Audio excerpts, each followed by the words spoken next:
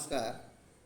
I myself, Sri Sunil Lotan Sonone from Tiraknagar Shikshan Prasarak Mandals, Tiraknagar Junior College, Dombivli East, is presenting you today 2.1 Song of the Open Road Brainstorming. तर song of the open road brainstorming या भागामध्ये A1 activity A1 page number 95. Pick out the lines showing that the poet is prepared to enjoy every moment of his journey. तर या ठिकाणी कवी हा त्याच्या जीवनाचा प्रत्येक क्षण हा आनंदात त्याचा जीवनप्रवास आनंदी असेल असे क्षण दाखवणाऱ्या ज्या ओळी आहेत तर या पहिल्या सिलेक्टिव्ह ओळी आहेत. Afoot and light hearted I take to the open road, healthy free the world before me, the long brown path before me, leading wherever I choose. Henceforth I ask not good fortune, I myself am good fortune. Strong and content I travel the open road, the earth that is sufficient. या ओळी आहेत आणि तुम्ही यासुद्धा ओळी लिहू शकता पुढच्या दिलेल्या.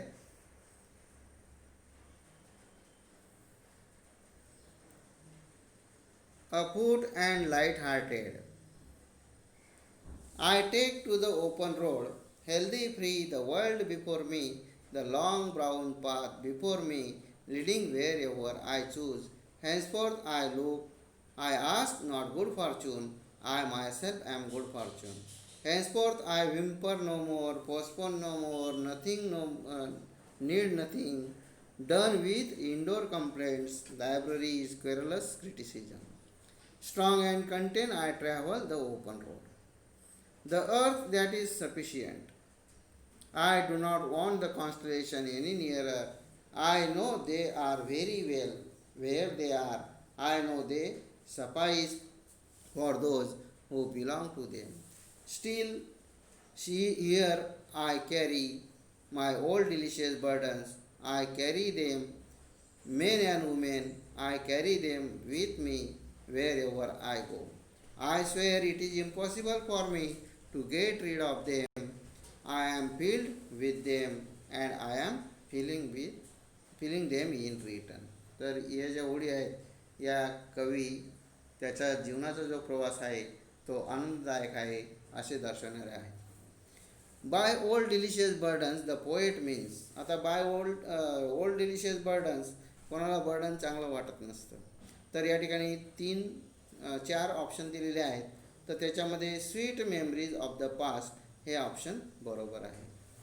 तर old delicious burden means sweet memories of the past. Number 3, the poet is a person who is free from all inhibitions to restrain on an action. Discuss how the concept of freedom is expressed in the poem. The concept of freedom is expressed in the poem as freedom means free from weakness, dullness, sadness, health problems, and independent to make good fortune of his own. Comfortable to have all needed things satisfied in accepting the situation as it is on the earth and ask no more destiny and fate as he himself is satisfied with situation as it on the earth and ask no more destiny and fate as he himself is satisfied with all things in life. म्हणजे जीवनामध्ये तो जे काही त्याला मिळालेलं आहे या जन्मामध्ये त्याबद्दल त्या परिस्थितीला त्याने ॲक्सेप्ट केलेला आहे आणि तो त्यामध्ये समाधानी आहे. Don't want to take any help from constellations. म्हणजे ज्या प्रभावी व्यक्तिमत्व आहेत त्यांच्याकडून त्याला मदतीची गरज नाही. He knew they are very fine to their place because he knew that they are enough for those who belong to them as he need not any help from them. त्याला त्यांची गरज नाही आणि म्हणून तो म्हणतो की ते ज्या जागेवर ज्या ठिकाणी आहेत त्या ठिकाणी ते बरोबर आहेत, कारण ज्यांना मदतीची गरज आहे त्यांना ते मदत करता आहे आणि मला मदतीची गरज नाही म्हणून ते ठीक आहे. Thus he is strong enough to face all the problems and obstacles in life. आणि मग अशा प्रकारे जे काही समस्या त्याच्या ध्येयामध्ये येतील त्या समस्यांना प्रभावीपणे तोंड देण्याची सामर्थ्य त्याच्यामध्ये आहे. But he is not totally separate from all men and women in his life and always carries the burdens of his good and joyful memories which he shared with him. At each and every place he couldn't get rid of them. He does not only take but also will return them the burden of his sweet memories to the men and women in the world. म्हणजे जे काही प्रेम सहानुभूती त्याला त्याच्या जीवनाच्या प्रवासामध्ये लोकांकडून मिळालेल्या आहेत, स्त्री पुरुषांकडून मिळालेल्या आहेत, त्या तो तशाच प्रकारे अतिशय प्रामाणिकपणे त्यांना चांगल्या आठवणी देणार आहे. The following are the activities the poet related to his journey on the road. Divide them in to 2 parts as activities the poet will practice and activities he will not practice. आता walking along the road, he does not know where it reaches, ही activity येणार पॉझिटिव्हमध्ये. Complaining about the discomfort during the journey, ही निगेटिव्हमध्ये येणार. तर आता या ठिकाणी आपण बघू शकता दोनकडे कॉलम केलेले आहेत आणि त्यामध्ये ए आणि बी ॲक्टिव्हिटी या पॉझिटिव्ह आणि निगेटिव्ह अशा आहेत. नंतर ई आणि सी यांची जोडी आहे. कॅरिंग तर आपण आता फक्त पॉझिटिव्ह ॲक्टिव्हिटीज वाचूया. Walking along the road though he does not know where it reaches. He carrying the fond memories of the good people. He striving to achieve high and bright success. Reflecting and developing his own self. नंतर activities the poet will not practice. Complaining about the discomforts during the journey. Postponing the journey. Playing for good fortune. Creating contacts with famous and influential people. Write down the traits the poet exhibit through following lines. One is done for you. Henceforth I ask for no good fortune. म्हणजे काय तर I myself am good Fortune म्हणजे काय तर self confidence. आणि मग अशा प्रकारे जे त्याचे मिनिंग कशासाठी ते वापरलेलं आहे ते देण्यासाठी पुढे आपल्याला ते लिहायचं आहे. तर या ठिकाणी आता नेक्स्ट जे आहे सी डी आणि ई नंतर आहे बघा आन्सर आहे ते पहिलं अगोदरच टेक्स्टमध्ये दिलं आहे. Henceforth I ask for no good fortune I myself am good fortune. Self confidence म्हणजे स्वतःचा आत्मविश्वास. Henceforth I whimper no more postpone no more need nothing म्हणजे मी कोणतंही काम उद्यावर ढकलणार नाही, काकू करणार नाही, मला कोणाची गरज नाही, कशाच्या मदतीची गरज नाही. तर याला म्हणतात सेल्फ रिस्पेक्ट. तर सेल्फ रिस्पेक्ट केव्हा असतो आपल्यामध्ये स्वतःबद्दल आदर असतो तेव्हा. I do not want the constellations any nearer. तर हे आहे इंडिपेंडंट म्हणजे कोणाची मदतीची गरज नाही. I swear it is impossible for me to get rid of them. तर love and affection for others and gratitudeness to other. प्रेम सहानुभूती इतरांबद्दलची आणि त्याबद्दलची कृतज्ञता मनामध्ये असणे. ई I am filled with them I will feel them in return म्हणजे काय तर गिव्ह अँड टेक जी पॉलिसी आहे ती take and give in return honestly म्हणजे जसं इतर आपल्यावर प्रेम करतात तसंच प्रेम आपण इतरांना द्यावं. Healthy free the world before me. Express your views regarding the above line. Healthy free the world before me means to have good health and free mind to enjoy the life in this beautiful world. From this statement, the poet wanted to tell the reader that he is fit and healthy to face all problems and obstacles in his way of attaining his goal to reach to the destination in life's journey. त्याचा जो जीवनाचा प्रवास आहे त्या जीवनाच्या प्रवासामधील सगळे जे काही अडथळे आहेत ते तो पूर्ण करेल आणि तशी ताकद त्याच्यामध्ये आहे, सामर्थ्य त्याच्यामध्ये आहे. The poet has use many describing words such as healthy in this poem. तर हेल्दी सारखा शब्द वापरलेला आहे. तर यासाठी make a list and classify them as. आता for the world, for himself आणि फॉर द रोड असे 3 कॉलम या ठिकाणी आपण केलेले आहेत. तर या तीनही कॉलममध्ये the poet has use many describing words for world, himself and for the road. तर आता फॉर द वर्ल्ड, तर for the earth that is sufficient असं म्हटलेलं आहे बघा. तर ते आहे सफिशियंट इट. नंतर सेकंड आहे बी फॉर हिमसेल्फ.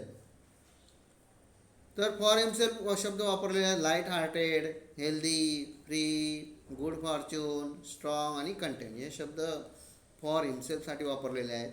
आणि फॉर द रोडसाठी open road, long brown path आणि द अर्थ. नंतर A4 ॲक्टिव्हिटी आहे. A4 ॲक्टिव्हिटीमध्ये read the expression old delicious burdens. A burden can not be delicious. The poet has used this combination of words to express that he has many sweet memories of the people and places which he would like to remember forever. The poet has used seemingly contradictory expression to convey the meaning that his heart is full of sweet memories of good and kind people. Though he wants to be free from any type of attachment, he wants to cherish these sweet memories in his heart forever. The expression contains opposite ideas that make it seem absurd or unlikely, although it may be true. This is called paradox. तर पॅराडॉक्समध्ये विश्वास न बसणारी अशी statement केलेली असते. या ठिकाणी जशी विश्वास न बसणारी स्टेटमेंट आहे ओल्ड डिलिशियस बर्डन. आता जर आपण म्हटलं child is a father of man तर आपल्याला ते पटणार नाही, पण ते खरं असतं. तर तशा प्रकारची ही स्टेटमेंट आहे की जे काही बर्डन आहे ते डिलिशियस या ठिकाणी म्हटलेलं आहे. The road in the poem does not mean only the road to travel. The poet wants to suggest the road of life. Explain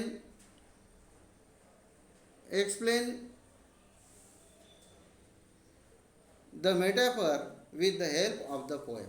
आता मेटाफर म्हणजे काय, तर मेटाफरमध्ये 2 घटकांमध्ये तुलना केलेली असते. 2 वस्तू असतील, व्यक्ती असतील, तर त्यांच्यामध्ये तुलना केलेली असते आणि तो एकच घटक आहे जणू काही असं संबोधलेलं असतं. परंतु यामध्ये ॲज आणि लाईक, जसं सिमिलीमध्ये सुद्धा असंच तुलना करण्यासाठी शब्द वापरले जातात, पण सिमिलीमध्ये ॲज आणि लाईक हे शब्द वापरले जातात. तर या ठिकाणी ते वापरले जात नाही. आणि यामध्ये जी तुलना केलेली असते ती अतिशय म्हणजे अप्रत्यक्षपणे अशी तुलना असते. A metaphor is an implied simile. It does not like the simile.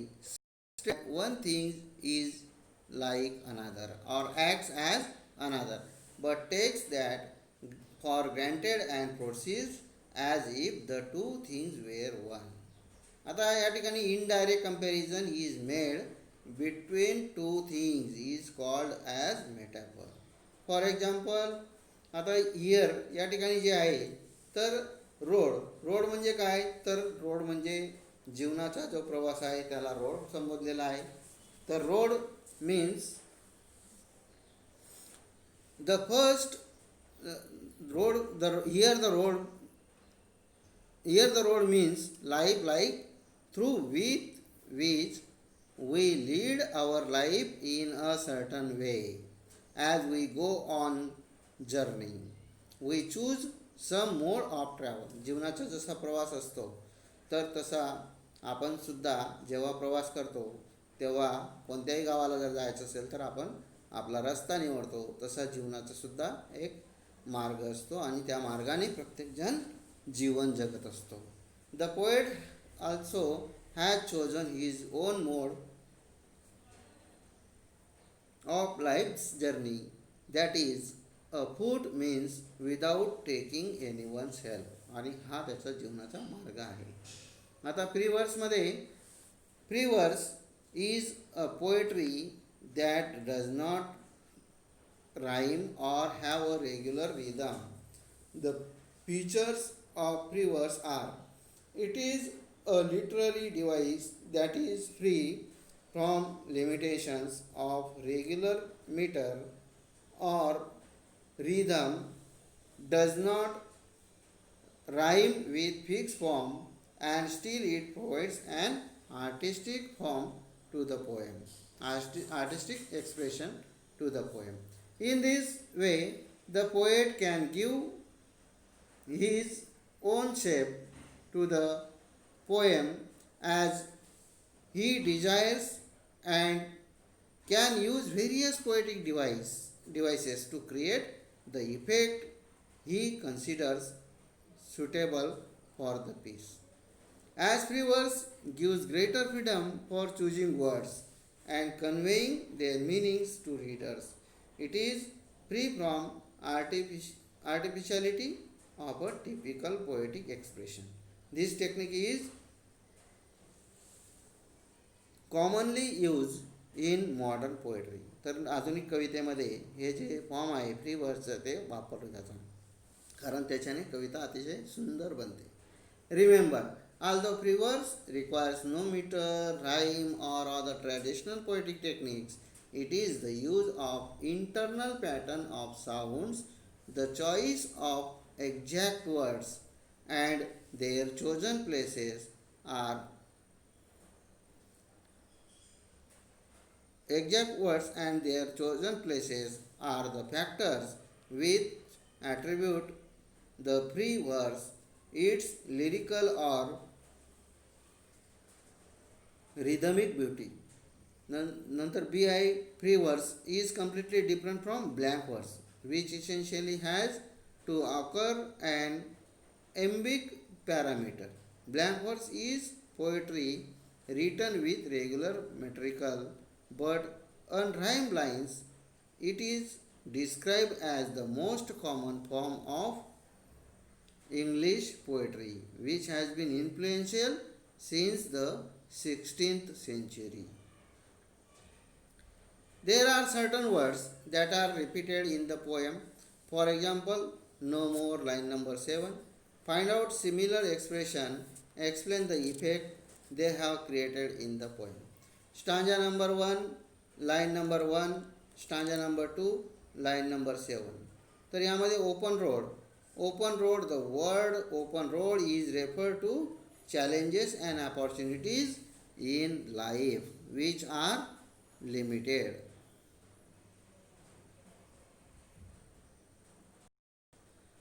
In the way of life which are limited, which are unlimited. Sorry. Number 3, stanza number 1, line number 2 and 3. Before me, the word before me is referred to the challenges and opportunities of the future in the way of life's journey. Stanza number 2, line number 1 and 3. Henceforth I referred to the point of time from the poet has determined to do things in his life for betterment of himself. Stanza number 3, line number 3 and 4.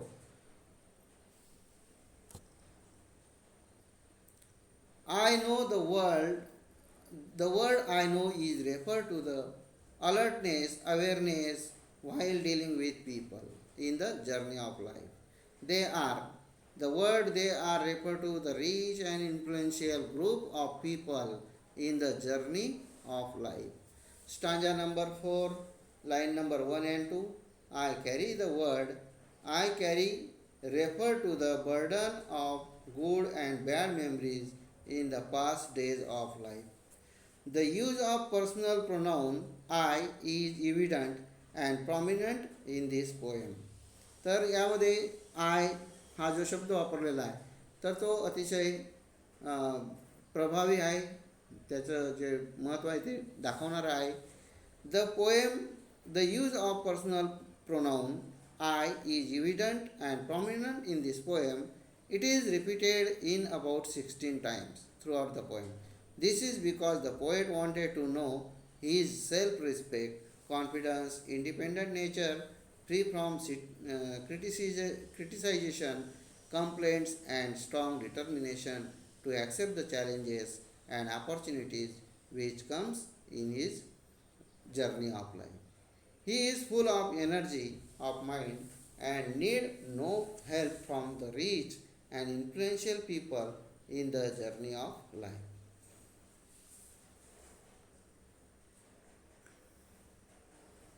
पाचवा आपण नंतर बघूया पुढच्या पार्टमध्ये.